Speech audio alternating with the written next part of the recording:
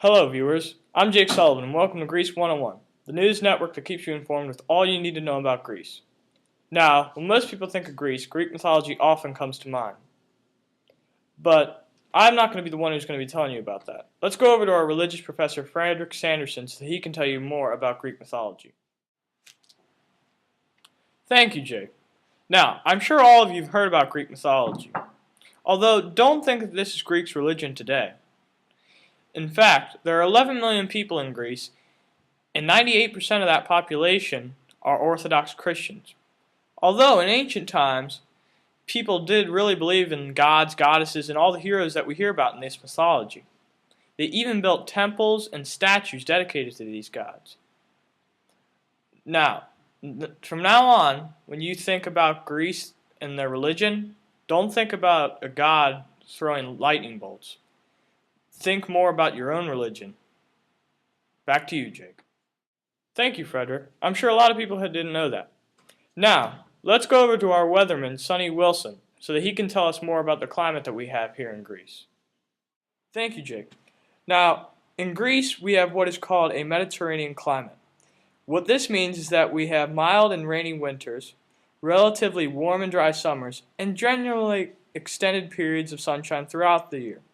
So if you're ever planning on vacationing in Greece, you know that our weathers will be perfect for those beaches in the summertime. Back to you, Jake. Thank you, Sonny. Now let's go over to our geographer, Bobby Walters, so that he can tell us more about the land structure that we have here in Greece. Thank you, Jake. Now, Greece has a landmass stretching 131,940 square kilometers long and a coastline of 13,676 kilometers. This large area of land is surrounded by three bodies of water: the Aegean Sea, the Ionian Sea, and the Mediterranean Sea. And you know what that means. That means that there are plenty beaches that you can have many fun activities at, and many bodies of water that you can go swimming in and snorkeling in. But if the beach life isn't for you, you can always go hiking on the trails in the forest and see many exotic animals and plants and become one with wildlife. So like I said, beach life not for you? There's always something else that you can find here to do in Greece. Back to you, Jake. Thank you, Bobby. Now, we have a very special guest here in the studio today, Joe Montgomery, who is a chef that's going to tell us all about the delicious foods that we have in Greece. You need to make sure that you try these foods because I'm sure that all of you will enjoy them. Now, over to you, Joseph.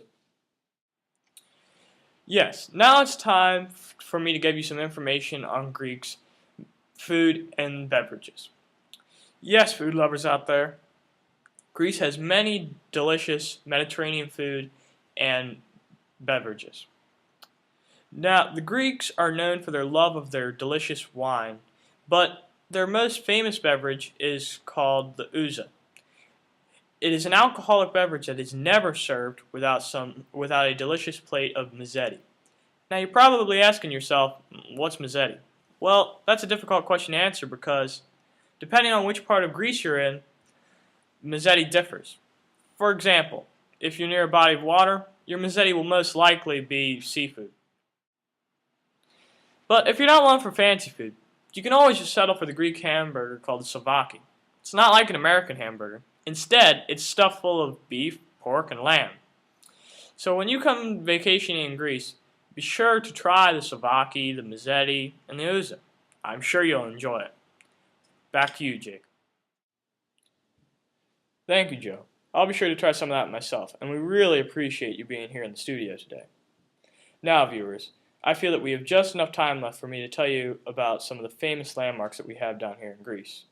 One of the most famous landmarks is the Parthenon, which is an ancient building on top of the Acropolis.